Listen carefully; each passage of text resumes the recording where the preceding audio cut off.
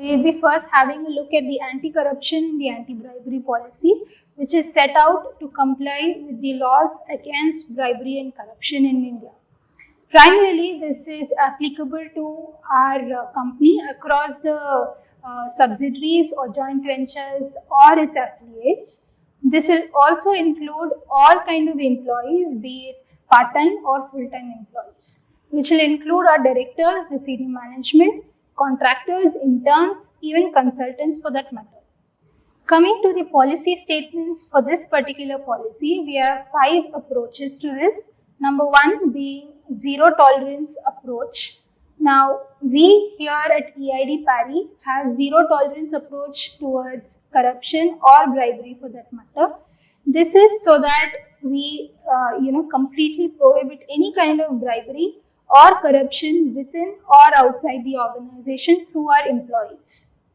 We also try to ensure compliance with the applicable laws and regulations for the time being enforced with respect to the anti-corruption and anti-bribery laws, and any concern or inquiries can be very well addressed to our relevant heads or your reporting manager.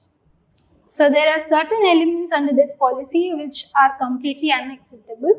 We'll be going through each one of those points one by one. Point 1 and 2 covers you giving gifts to others. So you are not supposed to go and give gifts, be it in cash or in kind, to any of your colleagues or be it government officials. Colleagues here include both your associates and your seniors for that matter. Point 3 and 4 here basically talks about you accepting or giving gifts to any third parties. So as we just saw for the first 2 points, similarly, accepting gifts or giving gifts to third parties are also not acceptable under this particular policy. Moving on to point 4 and 5, where we are going to see how not to induce or retaliate against any of your associates or seniors or juniors if they are showing no interest in committing bribery or for that matter any kind of illegal activity.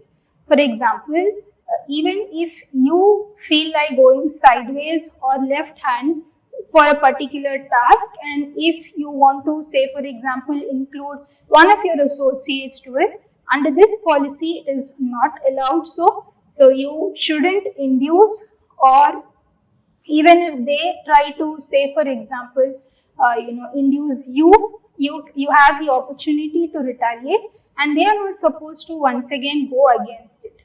And the last 2 points basically talks about you breaching the provisions of this particular policy, which you are not allowed to do so. But again, giving gifts is acceptable to an extent that you continue to follow the policy statements.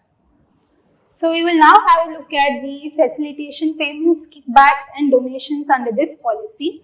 So before dealing with each one of these, I would like to clarify on the meaning of facilitation payments and kickbacks. So we'll first have a look at facilitation payments. Facilitation payments are nothing but bribes. So obviously that is unacceptable. And moving on to the next concept, which is called as kickbacks. Now kickbacks are again nothing but some kind of illegal payment or some kind of proceeds that you get out of preferential services that you have provided or you have received. So it can go either way. So again, that is not acceptable under this policy. So one thing that you will have to remember is before you make any payment, you will first have to consider the purpose of the payment, and you will also have to check whether whatever amount that you are going to pay or receive, that is in line with the standardized norms. And once you do so, you can go ahead and pay, provide for the payment. But again, if you have any request for a facilitation payment, you will have to outrightly reject it. But you again have an exception to this rule, where say for example you have received some kind of facilitation payment, or you are about to receive, but the thing is it has a risk to your life, or you have a good chance of being injured or some kind of risk of detention of that sort, you may receive that sort of facilitation payment, but do not forget to go ahead and report it to your reporting manager or to the concerned person. So that is one thing that you'll have to remember. You'll have to obtain the receipt for the same and go ahead and report it immediately. So this is for facilitation payments and kickbacks. Now moving on to the donations part.